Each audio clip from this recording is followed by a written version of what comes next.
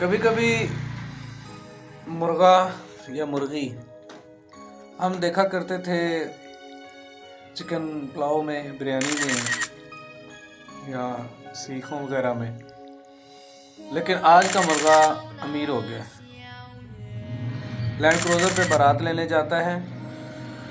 اس کی منکوحہ تو ہم نہیں کہہ سکتے نا، کیونکہ نکاح تو بالخصوص مسلمانوں میں ہوتا ہے یا انسانوں میں کہہ سکتے ہیں۔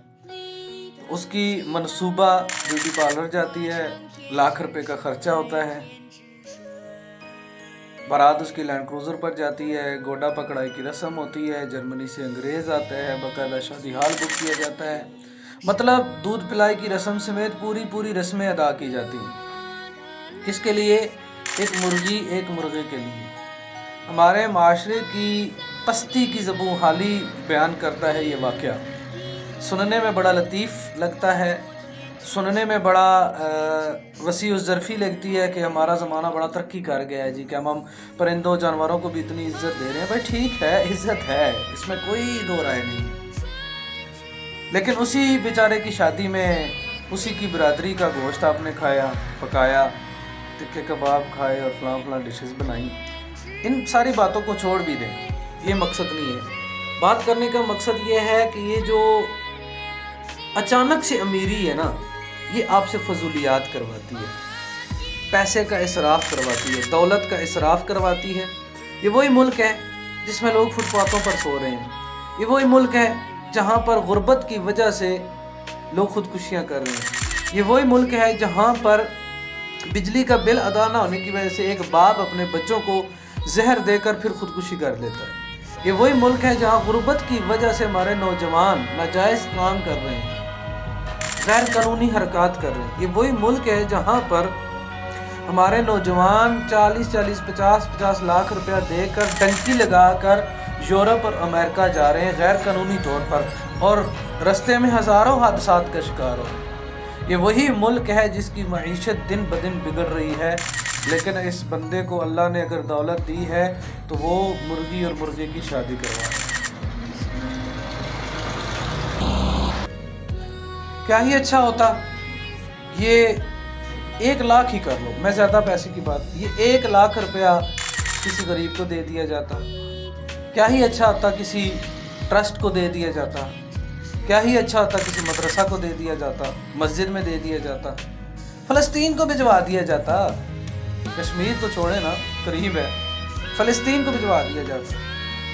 آس پاس کے پڑوس میں سفید پوش لوگ ہوتے ہیں، ان میں سے کسی کی مدد کر دی گئی ہوتی، لیکن نہیں، کیونکہ ہمیں ظاہری دکھلاوے دنیا داری میں اتنا مگن کر دیا گیا ہے کہ ہمیں یہ چیزیں کرنے میں مزہ آتا ہے، اور نام نظر آتا ہے کہ میرا نام بڑھ رہا ہے۔ بھائی جان، یہ نام نہیں بڑھ رہا، کل آپ روئیں گے، کل آپ پچھتائیں گے۔ دولت، صحت، یہ اللہ تعالیٰ کی دو وہ نعمتیں ہیں جو وقتی ہیں، یہ کبھی بھی ختم ہو جاتی ہیں، کبھی بھی ختم ہو جاتی ہیں۔ ہزاروں ایسے بادشاہ ہیں جو کھربوں پتی تھے، ابھی اس زمانے کی میں بات کروں، میں قارون کی بات نہیں کر رہا، میں بہت پیچھے نہیں جا رہا، میں اس زمانے کی بات کروں۔ ہزاروں ایسے بادشاہ یا ایسے لوگ گزرے جو کھربوں پتی تھے، کروڑوں پتی تھے، ان پر ایک وقت ایسا ہے کہ ان کے پاس 1 روپیہ بھی نہیں تھا۔ ہمارے پاکستان کی مثال لے لیں، ایسے لوگ اس وطن میں آ کر گزر چکے ہیں، ہمارے پاس زندہ مثالیں ہیں کہ جو کروڑوں پتی تھے، چہل پہل تھی ان کے پاس، لیکن ان پر بھی ایک زمانہ ایسا آیا، انہوں نے پیسے کی قدر نہیں کی، دولت کی قدر نہیں کی، اور وہ ذلت کی زندگی اور ذلت کی موت مرے۔